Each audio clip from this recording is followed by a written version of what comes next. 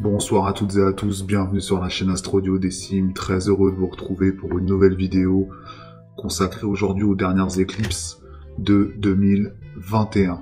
Très heureux de vous accueillir sur la chaîne. En avant-propos, je voudrais juste refaire un point sur le live qui n'a pas eu lieu pour des raisons techniques. Je ferai bien ce live, il aura lieu probablement semaine prochaine, je ferai une annonce évidemment sur YouTube. D'ici là, pensez à regarder dans la partie communauté et commentaires de la page Astro-Duodécime sur YouTube.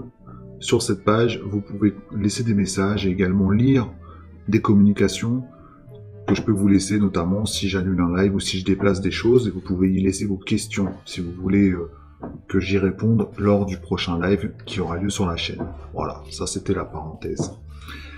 Aujourd'hui, numéro un peu spécial, consacré à un retour sur 2020 en 4 étapes, sur 4 éclipses lunaires solaires qui ont eu lieu cette année, qui marquent des points importants pour moi de l'année calendaire que nous traversons et qui va bientôt s'achever.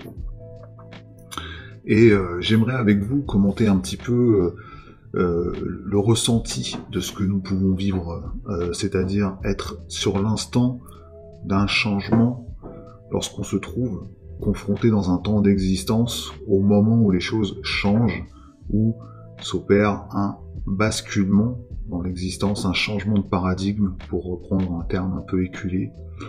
Et je vais pour cela commenter avec vous les axes. Vous savez qu'en astrologie, on prend les signes par axe, c'est-à-dire par point opposé dans le signe du zodiaque, et je vais refaire un peu le point avec vous sur ces différentes notions sur lesquelles je passe peut-être un peu vite parfois et qui méritent d'être précisées, éclairées pour que vous puissiez bien comprendre comment le ciel nous livre certains messages et comment on peut les décoder au travers d'une année calendaire, d'une vie, d'une saison, ou tout simplement d'une saison zodiacale qui va du bélier au poisson et du poisson au bélier, qui va pas forcément s'arrêter au 31 décembre. Alors pour commencer, je vais d'abord afficher une carte qui nous ramène en tout début de cette année 2020, au mois de janvier. Nous étions le 10 janvier 2020, j'affiche de suite la carte à l'écran pour que nous ayons les mêmes données ensemble. Voilà.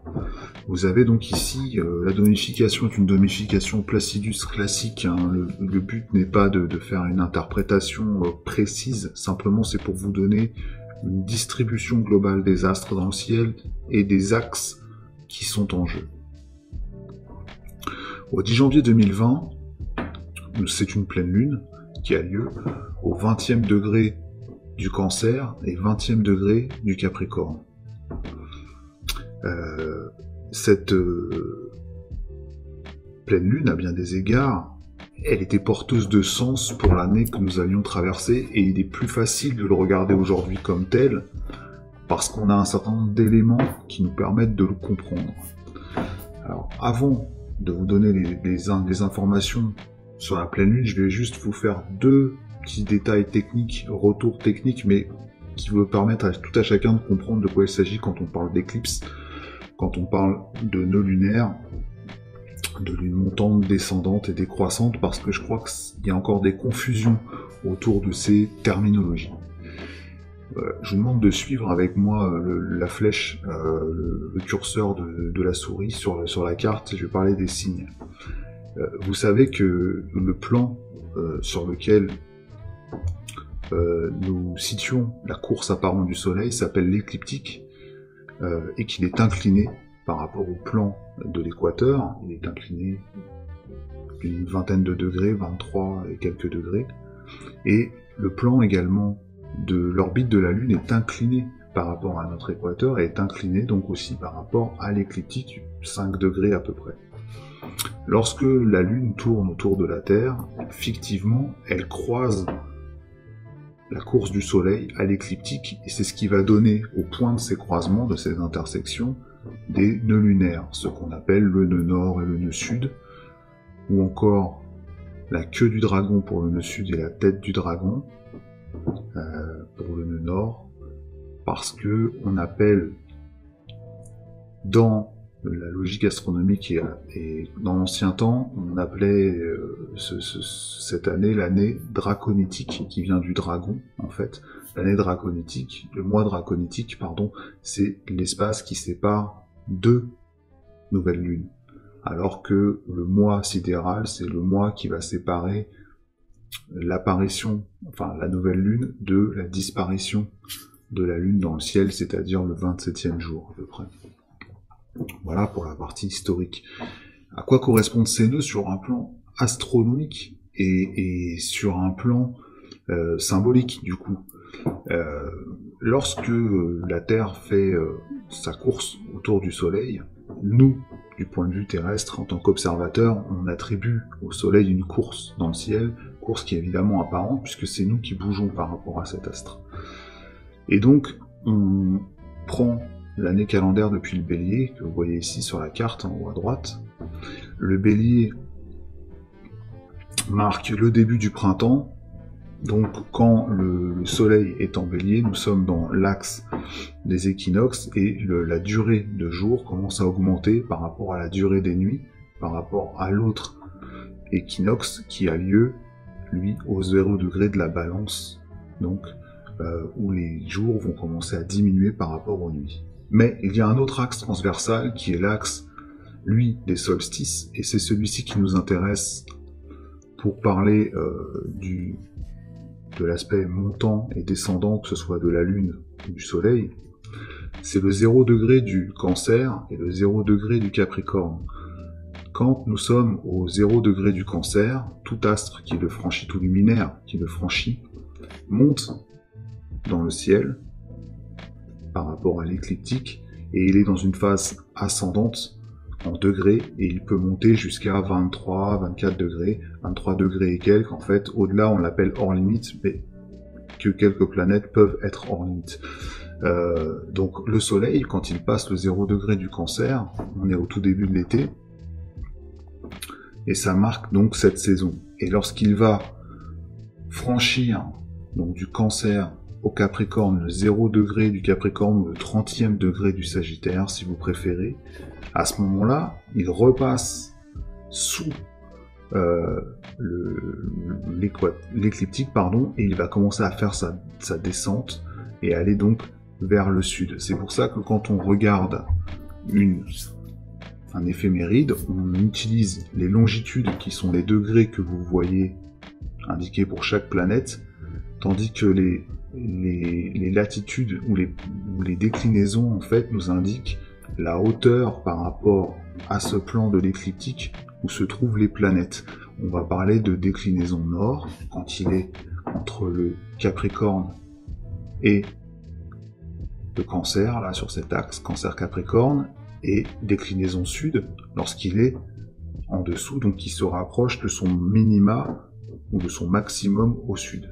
C'est pour ça que vous avez une inversion des saisons sur la Terre. Et je vous rappelle que la topographie, le dessin des cartes que nous avons, fait état de cette réalité, puisque nous avons l'équateur, nous avons le tropique du Cancer et le tropique du Capricorne, qui marquent en fait la limite de la bande zodiacale, on peut dire en quelque sorte, de la course apparente du Soleil, puisque à l'équateur, le Soleil, il n'y a pas de saison en fait, le Soleil tourne toujours à la même, quasi même inclinaison, donc on n'a pas ce phénomène de saisonnalité que l'on peut observer dans l'hémisphère nord ou dans une partie de l'hémisphère sud. Donc c'est pour ça que l'été dans l'hémisphère nord correspond au début de l'hiver dans l'hémisphère sud, et réciproquement. Pour la Lune, c'est pareil. Lorsque la Lune est entre le Capricorne et le Cancer, elle est dite descendante. Et lorsqu'elle passe du Cancer vers le Capricorne, elle est dite ascendante. Et ce n'est pas la même chose qu'une Lune croissante ou décroissante. La Lune croissante, c'est lorsque la Lune part de sa conjonction avec le Soleil et qu'elle va vers son opposition pour arriver à la pleine Lune. Et décroissante, c'est quand elle part de l'opposition de la pleine Lune pour rejoindre le Soleil à la future nouvelle Lune. Donc vous pouvez avoir des lunes à la fois ascendante et croissante, ascendante décroissante, ou décroissante et ascendante, ou décroissante descendante. Voilà. Et les nœuds que nous inscrivons sur la carte, comme ici le nœud nord, symbolisent l'endroit où la course de l'orbite de la Lune croise la course de l'orbite du Soleil. L'écliptique. La course des nœuds est rétrograde, c'est-à-dire qu'elle va en arrière dans les signes. Elle va non pas du Bélier vers le Poisson, mais du Poisson vers le Bélier. Voilà pour la parenthèse technique, et je pense qu'il était important de revenir là-dessus pour que vous puissiez bien comprendre les éléments qui sont en jeu lorsque l'on parle de nouvelle lune, lunaison et d'éclipses.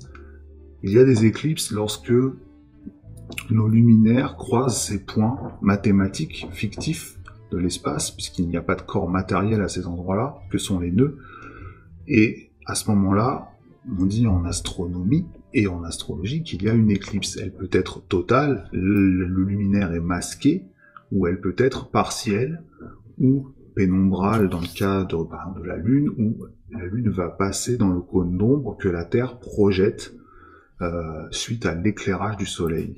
La Lune est en fait derrière la Terre, le Soleil est à un endroit, la Terre est au milieu, et la Lune est de l'autre côté, et ce qui fait que l'ombre de la Terre se projette sur la Lune, et va donc réduire l'intensité lumineuse de la Lune. Ça, c'est pour le plan technique. Alors, pourquoi est-ce que je reviens sur les différents schémas et les différentes éclipses qu'il y a pu avoir? Parce que ce sont des marqueurs temporels pour nous, et j'ai beaucoup insisté dans nos vidéos sur le fait que la triple conjonction qui avait lieu en Capricorne entre Saturne, que vous voyez ici, Pluton, le grand réformateur, et Jupiter, allait marquer et avait marqué cette année. Je ne suis pas le seul astrologue à le dire, on est nombreux à vous en parler. Mais ce qu'il faut comprendre, et ce qu'il est important de garder à l'esprit, c'est que l'entrée de Saturne en Capricorne s'est faite il y a déjà plusieurs années, et celle de Pluton s'est faite en 2008. Et que quand on parle de ces conjonctions-là, je vous dis, il faut revenir 2-3 années en arrière.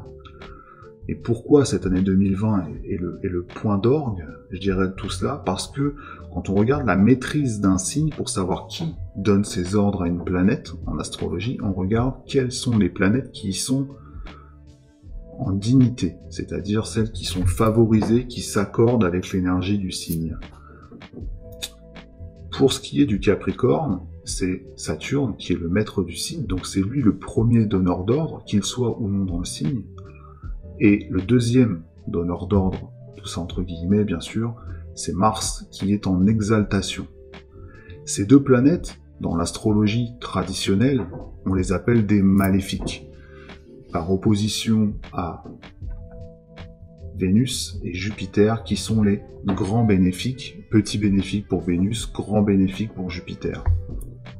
Dans l'idée des anciens, les choses qui étaient plutôt de l'ordre de l'agréable et des bonnes nouvelles étaient appelées maléfiques, bénéfiques, et les choses qui étaient de l'ordre de la séparation, de la mort, des transformations, des guerres étaient dites des maléfiques. Mais il ne faut pas prendre, aujourd'hui l'astrologie est quelque chose de vivant, il ne faut pas prendre ça au pied de la lettre, sinon on commence à se faire une idée assez flippante de l'astrologie. Simplement, ces deux astres-là, en général, génèrent des énergies avec lesquelles il est compliqué de composer, parce que la nature humaine n'aime pas être soit contrainte, soit agressée. Contrainte Saturne, agressée Mars. Et du coup, elle préfère être entendue, aimée Vénus, ou être flattée, se développer, croître Jupiter. Quand on est sous une triple conjonction qui a eu lieu, comme c'est le cas dans un signe qui est le signe, je rappelle, qui symbolise aussi le pouvoir, l'autorité, quel Capricorne, on est dans une opposition entre les valeurs de Saturne et les autres valeurs du septénaire traditionnel, c'est-à-dire des 7 premières planètes qu'on utilise en astrologie traditionnelle, en comptant bien sûr le Soleil, la Lune et toutes les planètes, Mercure, Vénus, Mars, Jupiter. on est en opposition avec les valeurs qui vont faire évoluer la vie. Donc il y a cette idée qu'il va falloir contraindre les choses. Voilà pourquoi les astrologues, et moi aussi, on met en avant cette période, et vous sentez bien qu'il s'est passé beaucoup de choses, notamment depuis la fin 2017, début 2018, et jusqu'à cette année 2020, jusqu'à ce jour où j'enregistre cette vidéo, le 3 décembre 2020. Alors je reviens à cette éclipse du 10 janvier. J'ai parlé des maîtres de la maîtrise en Capricorne. Il faut savoir qu'en Cancer, à l'époque, le nœud lunaire, donc ce qui va symboliser le passage des éclipses, en fait, quand les astres le croient, je vous ai expliqué souvent les éclipses, mais c'est en symbolique, le nœud lunaire, la boussole de tout à chacun, c'est le nœud nord, c'est la tête du dragon, c'est le dharma, encore pour prendre un autre terme, et le nœud sud qui est toujours opposé, et lui était à 8 degrés, là par exemple, là, avec Jupiter, en conjonction avec Jupiter, à 8 degrés du Capricorne, c'est le karma, le nœud sud, ou la queue du dragon. Alors, première éclipse de 2020, on voit qu'on a Jupiter qui est en conjonction avec ce nœud sud, et la Lune, elle, est dans son signe qu'elle maîtrise, le Cancer, et le deuxième maître du Cancer, c'est la planète qui est en exaltation. Pour le Capricorne, je vous ai dit, la première maîtrise revient à Saturne, premier donneur d'ordre, entre guillemets, des planètes qui vont se balader en Capricorne, deuxième maîtrise, Mars. Et pour le Cancer, première maîtrise, la Lune, deuxième maîtrise, Jupiter.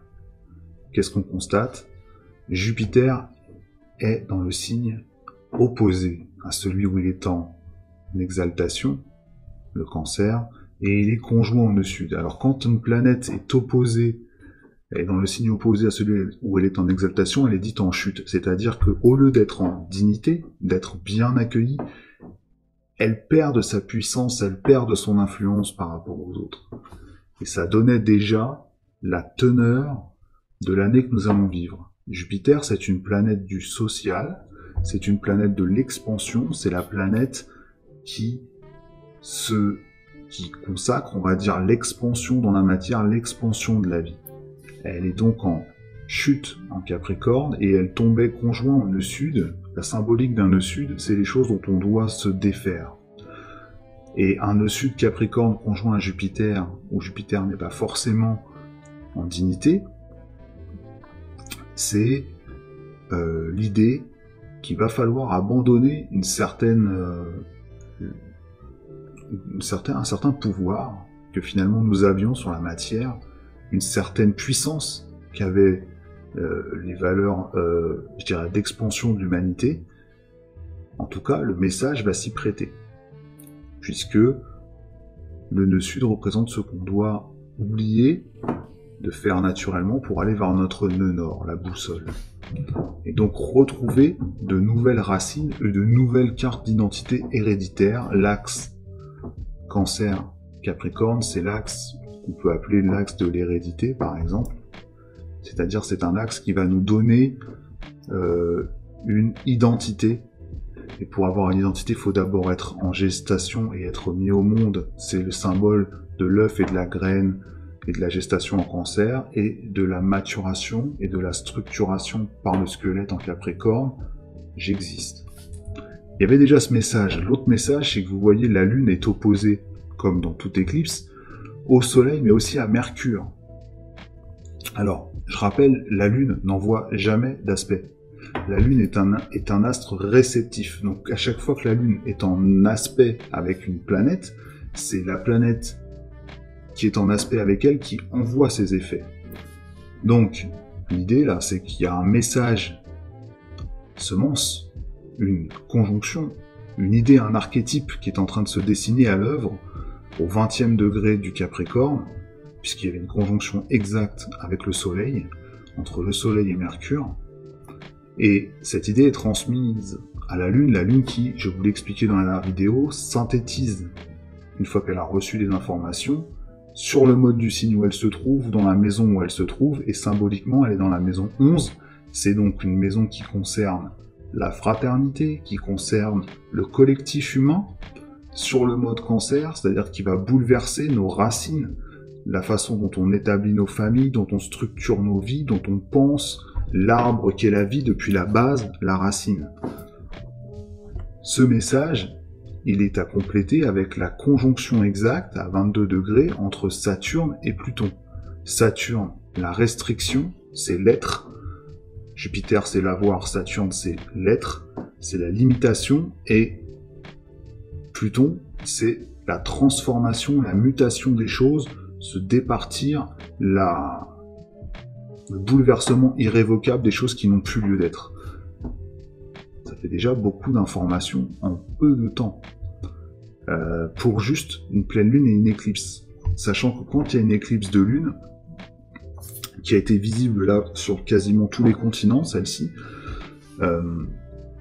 l'important c'est de comprendre quel est le message qu'elle peut laisser. On dit qu'une éclipse peut avoir pendant 6 mois d'influence pour les plus grands, mais c'est surtout quel message se cache derrière. Pourquoi? Parce que la lune n'est jamais complètement masquée. Quand il y a une éclipse de soleil, le soleil est partiellement, totalement annulaire. Vous savez, une éclipse annulaire, on voit encore un anneau de lumière, ou complètement total masqué, ou partiellement, on voit comme un demi-cercle qui va masquer le soleil. Quand c'est la lune, vous pouvez avoir une éclipse totale de lune et continuer à la distinguer dans le ciel. Elle va prendre un aspect rougeoyant, très sombre. Ça veut dire que le message est comme voilé et qu'il faut aller lire derrière les apparences. C'est aussi d'autres idées, il y a d'autres concepts. Ne me tombez pas dessus en disant oui, mais il y a les éclipses, c'est aussi le départ, la mort des gens. Oui, on vient de le constater malheureusement avec beaucoup de départs de grands hommes. Maradona, l'ex-président de la République française Valéry Giscard d'Estaing. Bref, je ne vais pas faire tout. Il y a souvent des phénomènes assez marquants. Mais sur le plan, on va dire, mondial, ce qu'il faut regarder, c'est cette idée que ce message peut se cacher derrière. Et ça, donc, c'était le 10 janvier 2020. Le monde n'allait plus jamais être le même. Peu de temps après. On sait que l'épidémie de coronavirus a commencé probablement entre novembre et décembre 2019. Et on commençait à parler de cette épidémie et on n'en avait pas encore idée des conséquences qu'elle pouvait avoir. Les épidémies, je vous rappelle, c'est aussi marqué par Neptune, qui n'était pas encore rétrograde. Je vous invite à regarder la vidéo que j'ai faite sur Neptune pour bien comprendre cela. Mais globalement, sur cette carte-là, vous avez tous les acteurs, évidemment puisqu'il y a toutes les planètes, mais vous avez centré les acteurs majeurs, Mars, Saturne, Pluton, Jupiter, Neptune évidemment, est proche du milieu du ciel, discrètement Uranus, le grand réformateur, Uranus qui est en ingresse, en taureau, qui est toujours en ingresse, ça veut dire qu'il est au tout début du signe, ça veut dire qu'il rentrait dans le signe et comme il rétrograde dans ce signe, il est au tout début, pour l'instant dans le premier décan du signe du taureau, et il est presque au zénith, au moment où il a passé le zénith de quelques degrés, au moment où a lieu cette pleine lune, et on sait que le carré qu'a formé Uranus et Pluton est un carré important, parce que c'est le premier carré en fait qui va se former quand Uranus sera ici à peu près au milieu du signe du taureau. Pardon. Tous ces aspects-là sont importants, et vous voyez, j'insiste aussi ici sur le descendant, donc la partie en face, vous avez la part de fortune qui est conjointe à Vénus.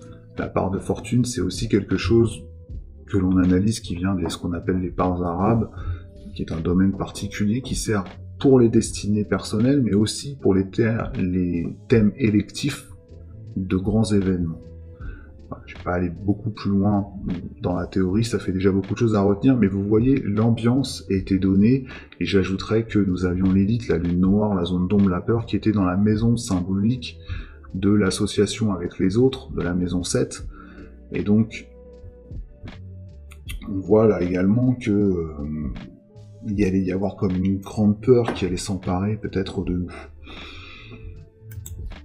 Je vais passer maintenant à l'été. Nous sommes au mois de juin. C'est une autre pleine lune.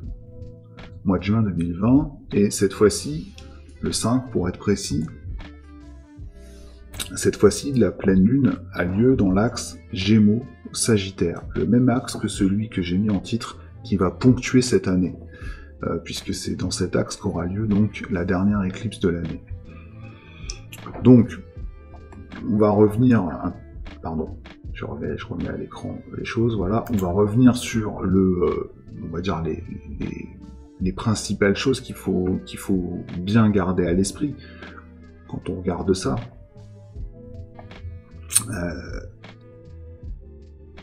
Qu'est-ce que nous véhiculent ces axes? Qu'est-ce qu'ils nous disent en fait? L'axe Cancer Capricorne, il nous parle de l'hérédité, il nous parle de d'où l'on vient, vers où l'on va, vers ce que l'on tend à être. L'axe Gémeaux-Sagittaire, il nous parle plutôt du sens et de la communication, de la façon dont on comprend le monde qui nous environne et dont on en tire des enseignements qu'après l'on peut transmettre dans un temps Sagittaire à l'ensemble de la communauté humaine. Le Sagittaire, c'est l'expansion, c'est l'optimisme, c'est l'idéalisme, ça peut être aussi la tolérance, une certaine forme de conformisme. Je vous rappelle, le maître du Sagittaire, c'est Jupiter, et Jupiter, là, il est toujours en Capricorne au moment du mois de juin, et nous sommes juste après le confinement, quelques mois après, dans cette période d'hésitation où on a tous envie de revenir à une vie à peu près normale, d'oublier ces mois d'enfermement, et voilà que se produit une éclipse dans l'axe du sens de la communication, qui est l'axe Gémeaux-Sagittaire. Et qu'est-ce qu'on remarque? On remarque tout de suite que il y a un T carré, vous voyez, cette ambiance là très tendue, c'est-à-dire il y a l'opposition entre le Soleil et la Lune, c'est normal, c'est une pleine Lune, et vous avez en apex, en sommet d'un triangle, à la fois Neptune et Mars. Mars qui est en conjonction applicante, c'est-à-dire qu'elle va vers Neptune, elle va s'approprier petit à petit les valeurs de Neptune, mais elle est en Poisson, dans un signe où elle n'est pas forcément dignifiée, là aussi. Le Mars Poisson n'est pas forcément à l'aise. C'est pas une énergie qui sied énormément à Mars, parce que Mars est une énergie d'action, de primarité, alors que le Poisson est une énergie féminine déjà, et c'est une énergie qui est plutôt dans l'évanescence des choses, dans la douceur, dans la rondeur, beaucoup moins dans le tranchant comme Mars. Et pour être plus concret, en fait, on aurait pu tout de suite dire Mars cherche à acquérir les valeurs fraternelles humanistes de Neptune, et c'est peut-être la réponse que nous sentions tous un peu arriver avec la fin du confinement, où finalement on avait retrouvé un certain sens du solidaire, de l'être ensemble, le fait d'avoir vu le monde être plongé comme ça dans une crise d'enfermement, d'empêchement, nous a aussi donné l'envie de partager avec les autres un certain nombre de valeurs qu'on avait perdues. Le plaisir de se retrouver, le plaisir d'échanger, l'amour, le signe du Poisson.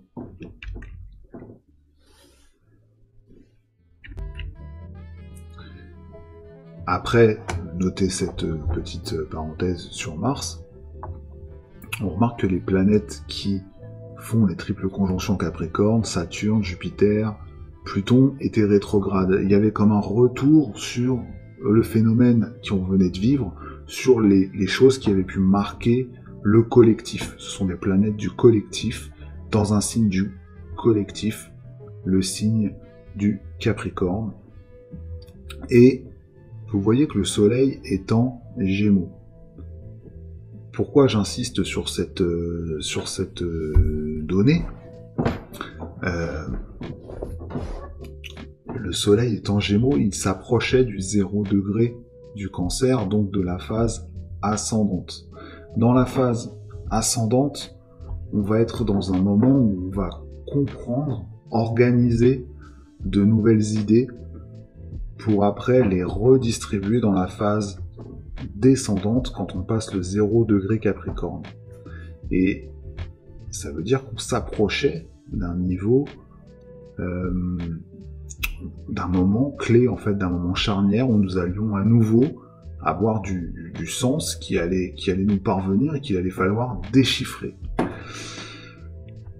regardez que le nœud nord, qui rétrograde, je vous le dis toujours, il va dans le sens inverse, lui, allait franchir tout juste la barre des 30 degrés du Cancer et rentrer dans le signe du Gémeaux. Le Gémeaux, c'est donc la connaissance, les études, la versatilité, l'habilité d'expression. C'est le côté cérébral, vous savez, du Gémeaux et aussi curieux en même temps du signe. C'est pour ça qu'il est assez connu et réputé, et c'est ce qui, je dirais, caractérise les phases Gémeaux. C'est cette volonté de découvrir du neuf, d'aller en quête de connaissances. Et donc nous sommes là au tout début. On arrive au tout début du passage du nœud nord en Gémeaux, et non plus dans le stade Cancer, où il nous parlait plus de comment on organise nos racines, nos origines. Il allait parler de plutôt comment on allait comprendre de nouvelles idées. Et c'était sûrement un moyen et un moment assez opportun de le faire, puisque nous venions de traverser quelque chose qui avait ébranlé nos sociétés dans ses certitudes et dans ses structures politiques et économiques. Et vous voyez que cette fois-ci, la planète qui est la plus haute dans le ciel au moment de la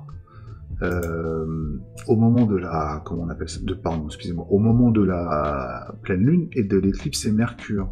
Mercure est au 9e degré du Cancer. Et Mercure, c'est celui qui vient capter les idées et qui vient aussi les transmettre. Vous savez que c'est le messager des dieux. Et toute cette année a été aussi marquée par les rétrogradations de Mercure dans les signes d'eau. Mercure a rétrogradé en Poisson, a rétrogradé aussi après au mois de juillet en Cancer, et il a rétrogradé plus récemment en Scorpion. Et donc c'est les moments de la rétrogradation en signe d'eau, c'est les moments où on essaie de comprendre la qualité des émotions et l'intensité des ressentis que l'on peut avoir pour comprendre le monde, mais le comprendre par la sensation. Il y avait sûrement donc un message qui était là pour nous dire, au moment de cette éclipse, essayez d'aller regarder au-delà des apparences. Est-ce que ça a été fait? Je ne sais pas. Enfin, j'attire votre attention sur le fait qu'au moment de cette éclipse, au 5 juin, Saturne était rentré en Verseau depuis quelques jours, et il avait recommencé sa rétrogradation, puisque Saturne, comme tous les astrologues, rentre dans un signe et en ressort par rétrogradation avant d'y rentrer définitivement, et Saturne va rentrer en Verseau au mois de décembre, juste au moment, avant le solstice d'hiver, et puis il va faire une conjonction avec Jupiter le jour du solstice, au tout début, au 0 degré du Verseau. Donc, on peut penser que dans cet autre signe où il est maître, Saturne avait amené un message finalement de ce vers quoi il fallait tendre. Le Verseau, vous savez que c'est le signe, symboliquement, qui renvoie à l'innovation, à la fraternité, au vivre ensemble, au changement justement, à la façon disruptive de penser le monde. Et je vous ai dit dans la carte précédente, la maison 11 était à l'honneur, la lune, au moment de la planète est en maison 11, la maison 11 est la maison analogue au Verseau, donc il y avait certainement là un message à comprendre à ce niveau-là. Et en plus, au moment de l'autre éclipse, donc du 5 juin, vous voyez, l'éclipse a lieu en maison 1, donc c'est-à-dire une maison d'action, qui a une connotation bélier, en signe de feu, Sagittaire, qui donne une direction. Et on a tous entendu le discours soyons plus proches les uns des autres, ne laissons pas traîner nos anciens, ne les abandonnons pas, repensons un monde moins axé sur l'économie. On a pu vivre chez nous enfermés, le travail est devenu d'un seul coup quelque chose, non pas d'accessoire, car il faut de l'argent pour vivre, mais on peut travailler autrement et remettre les valeurs au centre. On a besoin des autres. Quand on est coupé des sorties, on sent qu'on a vraiment besoin de vivre avec l'autre. Il y avait du sens à choper à cet endroit-là, et il y avait une nouvelle direction qui était tracée, et pourtant, semble-t-il, le coche a été manqué. La quête d'amour éternel du Sagittaire, qui l'habite, n'a pas été reçue dans les messages de la Lune sûrement avec l'éclipse, et n'a pas pu être redistribué à l'ensemble de l'humanité, on va dire. En tout cas, ce n'est pas comme ça qu'on peut le ressentir, et c'est pas comme ça que je le ressens. Je rappelle que, encore une fois, Jupiter était à l'honneur. Jupiter était en exaltation dans le signe du Cancer, lorsqu'il y avait eu la précédente pleine lune du 10 janvier, avant le confinement, avant la crise du coronavirus, juste après le confinement, en plein milieu, on va dire, des deux vagues de coronavirus, Jupiter est à nouveau à l'honneur, parce que c'est son signe, le Sagittaire, qui est marqué par l'éclipse de lune. Et vous voyez que Jupiter se trouve juste entre Pluton et Saturne. Et c'est là qu'il a commencé à faire ses conjonctions. Il en a fait 3 avec Pluton, exact. Il en a fait aussi avec Jupiter, et donc avec Saturne, pardon. Et Jupiter représente l'avoir. L'avoir, comme je vous l'ai dit, au regard de l'être, être, comme le verbe être, de Saturne. Donc comment est-ce qu'on se positionne, comment est-ce qu'on réforme tout ça, comment on réforme notre société de l'avoir et de l'être, comment on est dans notre société de consommation. Jupiter est souvent assimilé à l'expression de la société de consommation. Et il y avait aussi cet élément-là qui était en jeu, en refonte. Et vous voyez sa proximité au 26e degré avec Pluton, qui visait aussi à réformer ces valeurs-là, en Capricorne. Parce qu'on est dans des valeurs terrestres, dans des valeurs matérielles, dans les signes de terre. Il fallait là aussi prendre des messages, et le T carré, pour conclure sur cette éclipse du 5 juin, le sommet c'était une alliance Mars-Neptune, donc un mode d'action pour on va dire une philosophie, une idée, une idéologie plus humaniste, plus ouverte sur le sacrifice de soi, l'échange, l'ouverture à peut-être d'autres plans de conscience, ou à voir l'humanité de façon plus large et plus humaine, à réformer ce qui était peut-être du domaine de l'égoïsme. Et je mettrai en parenthèse que Junon était en conjonction assez large dans le signe de la Balance, le signe de l'équité, du partage, et Junon c'est la planète de l'amour, c'est la femme de Jupiter, Héra, et voilà, c'est un astéroïde, mais il y a un petit clin d'œil là, puisque le milieu du ciel à l'instant de l'éclipse, c'était au tout début de la Balance. Allez, on passe à la carte, on en vient à cette fin d'année, au 30 novembre, donc là je vous ramène il y a peu. Autre pleine lune, cette fois-ci nous sommes toujours dans l'axe Gémeaux-Sagittaire, mais cette fois-ci les rôles sont inversés. Le soleil est passé dans le signe du Sagittaire, et c'est la lune qui est dans le signe du Gémeaux. Et je vous ai expliqué tout à l'heure, le soleil avait donc a franchi le 0 degré du Cancer, il était donc dans sa phase ascendante, et il va bientôt passer donc dans sa phase de descente, à son minima en fait sud, quand il va entrer au 0 degré du Capricorne.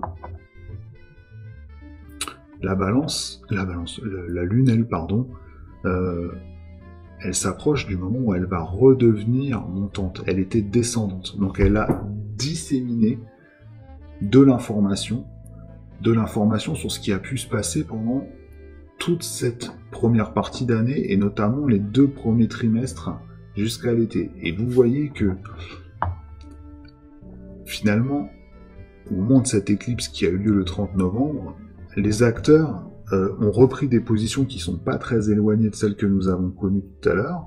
Jupiter a un rôle important, puisqu'il est toujours entre ces 2 astres assez castrateurs, limitants, que sont Saturne chez lui en domicile, et Pluton, qui est un astre réformateur, qui va rester longtemps, jusqu'en 2026 en Capricorne, mais ce n'est pas rien que Jupiter, la planète de l'avoir, se situe juste au milieu. Puis il y est conjoint l'astéroïde Pallas, je vous en ai déjà parlé, qui parle des pouvoirs politiques.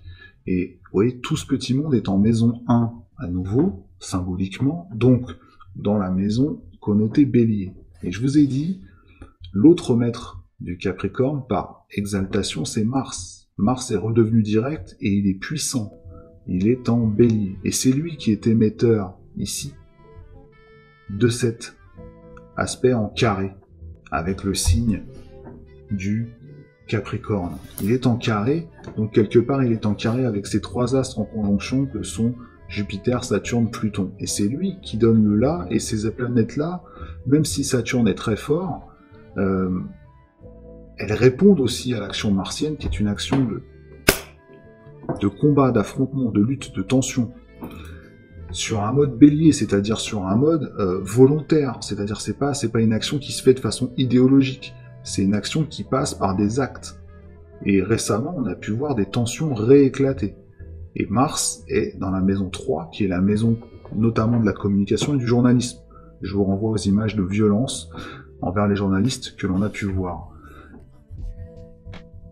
Enfin, la maison 1, symboliquement, c'est aussi une maison martienne, c'est une maison bélier. Donc vous voyez qu'on est vraiment dans une crise d'action assez intense. À côté de ça, on a Mercure, qui lui est en toute fin du Scorpion, et qui va rentrer en Sagittaire. Alors traditionnellement on dit Mercure en Sagittaire, il est en exil ou en chute, ça dépend des gens. Bon, de moins en moins on l'utilise parce que c'est difficile de considérer que Mercure est une planète en chute dans un signe, mais on peut dire globalement que si elle est limitée, Mercure en Sagittaire, c'est parce qu'elle a tendance à prendre les mauvais côtés du Sagittaire, c'est-à-dire elle agit pour une cause en bien ou en mal sans vraiment réfléchir. Elle peut se laisser aller à un idéalisme qui n'est pas forcément le bon.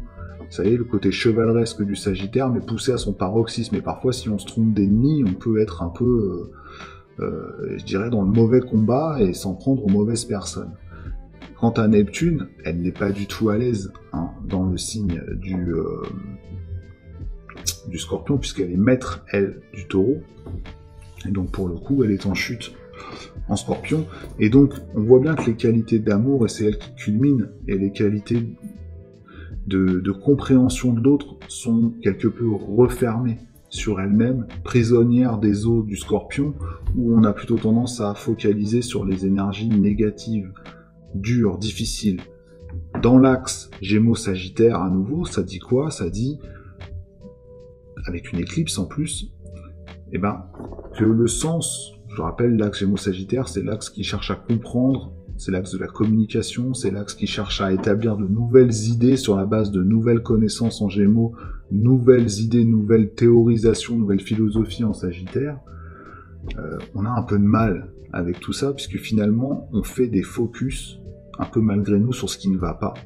On ne se remet pas vraiment de l'ébranlement des valeurs Capricorne, et il y a beau y avoir ce sextile entre Mercure et la triple conjonction, on a du mal à comprendre le sens vraiment de tout ce qui nous a bousculé entre crise sanitaire, crise de pouvoir, crise économique dont on nous parle. On a du mal à savoir réellement se situer et à pouvoir donc établir du sens, l'axe Gémeaux-Sagittaire, pour bâtir une société d'après. Vous voyez qu'on commence à parler de monde d'après. Et le monde d'après, c'est bien sûr l'axe Lion-Verseau, quand Jupiter et Saturne auront franchi le 0 degré du Verseau, cet axe qui a été toute l'année, et avant aussi d'ailleurs, un petit peu comprimé entre les trois astres majeurs et lents qui étaient en Capricorne, et Neptune puissant chez lui en domicile en Poisson. Et vous savez que Jupiter est aussi maître du Poisson. Donc vous voyez qu'encore une fois, Jupiter résonne et Jupiter donne de l'ampleur. Quand Jupiter n'est pas à son aise, qui est le cas en Capricorne, j'insiste à nouveau, il amplifie, mais pour le mauvais côté des choses. Il ne fait pas que adoucir sur le plan mondial, c'est pas comme un transit personnel, si vous voulez, sur le plan mondial, il a cette fâcheuse tendance à donner un côté aggravant aux choses, amplifiant aux choses. C'est pour ça qu'on a l'impression d'être constamment face à des situations sans pareil, dont on n'a pas mémoire dans l'histoire, même si on n'a pas une mémoire personnelle de l'histoire à très long terme, puisque un être humain vit une centaine d'années au grand maximum. Donc voilà les configurations de l'avant-dernière éclipse qui a eu lieu, donc c'est une éclipse de lune, la troisième éclipse de lune que je vous présente, et je vais vous finir par la dernière éclipse qui aura lieu le 14 décembre, et là cette fois-ci c'est plus une éclipse de lune, c'est une éclipse de soleil, et elle a lieu en Sagittaire à nouveau.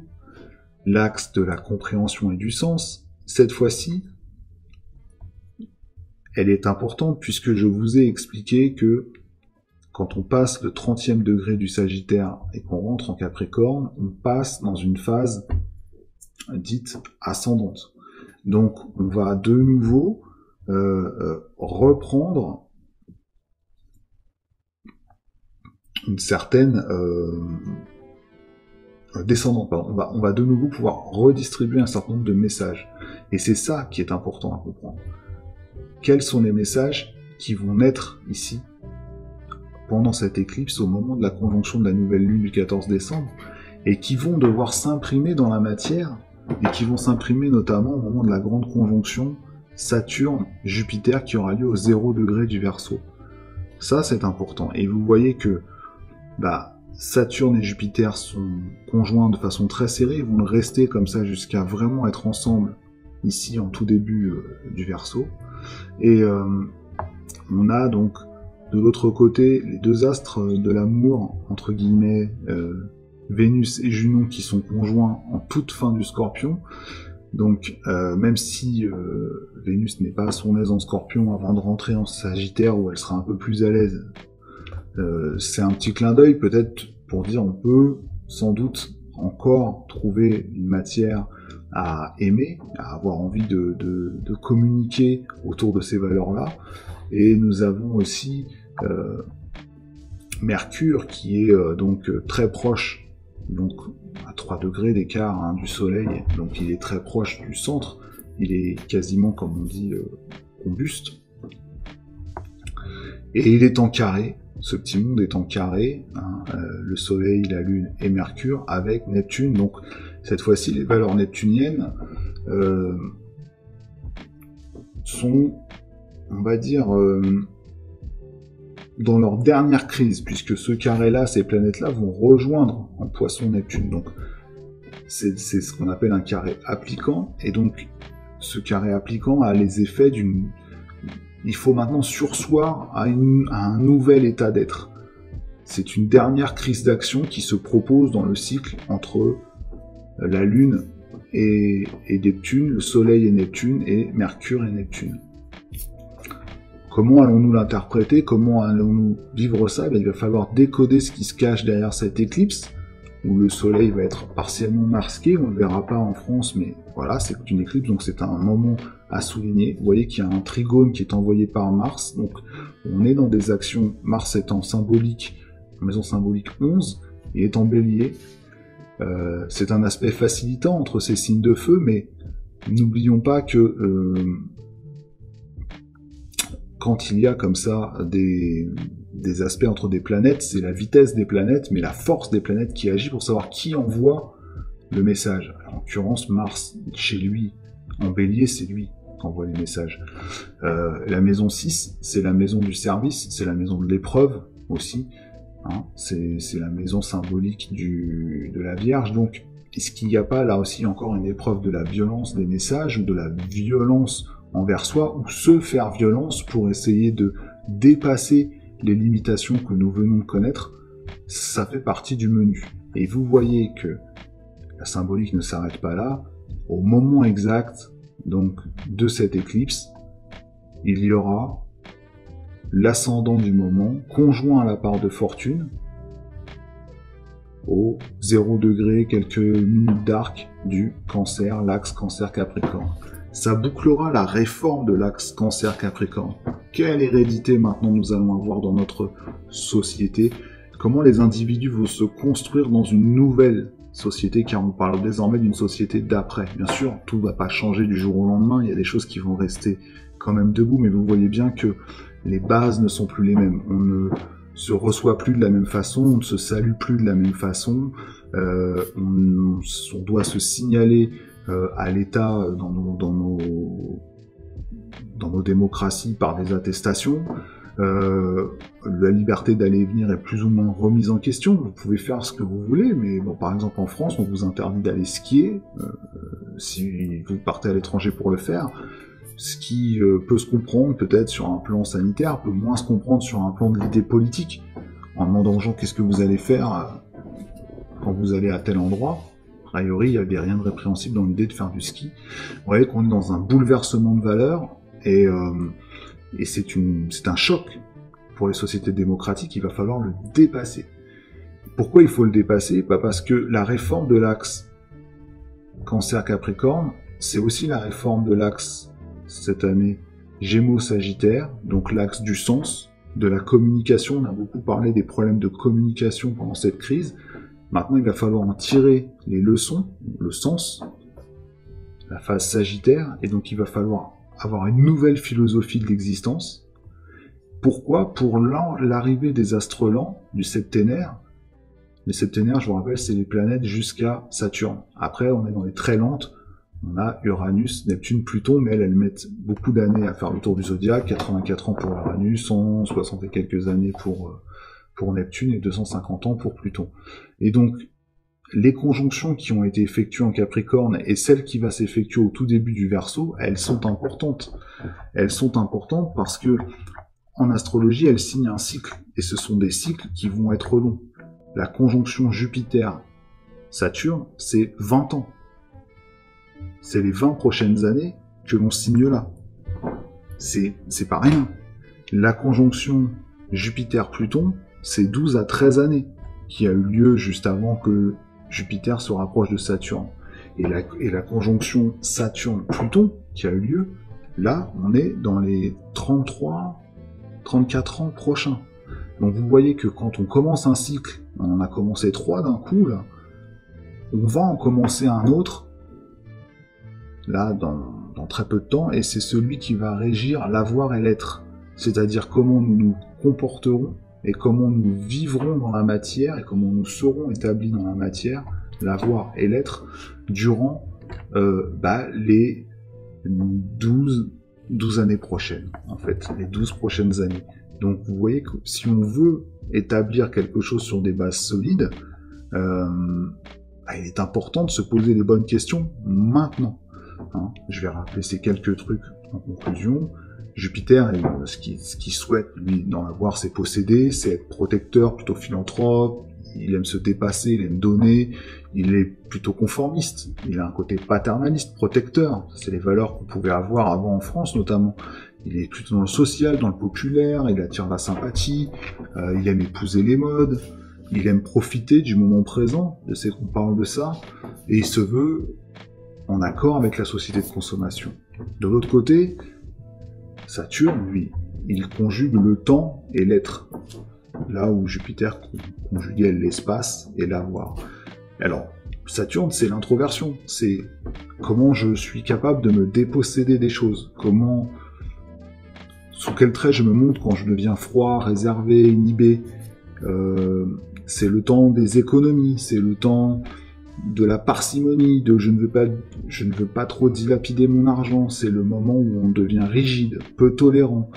C'est un astre qui fuit le monde, à la différence de Jupiter, c'est-à-dire qu'il préfère la solitude au groupe.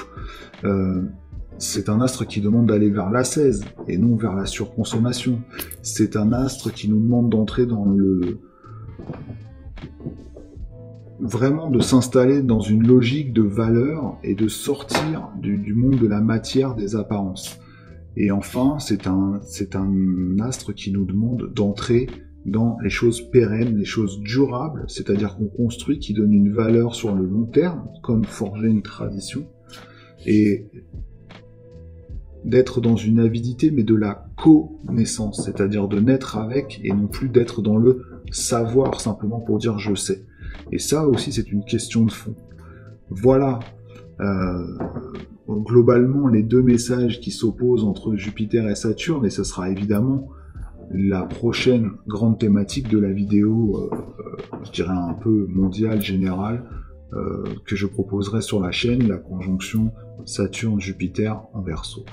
J'espère que ce petit retour sur les éclipses et sur les axes, et comment il a marqué l'axe Gémeaux-Sagittaire, l'axe Cancer-Capricorne, et j'ai pas parlé de l'axe Taureau-Scorpion, mais il a eu son rôle à jouer, vous le voyez bien, et l'axe Bélier-Balance aussi. tous les axes ont leur rôle à jouer, mais j'ai voulu insister sur ces deux-là, ayant déjà parlé un peu des autres. J'espère que ça vous aura plu et intéressé. N'hésitez pas à me laisser vos commentaires dans la vidéo, sous la vidéo plutôt, à vous abonner, à liker. Je vous dis à très vite sur la chaîne, à très bientôt pour un live sûrement semaine prochaine. Prenez soin de vous. Ciao.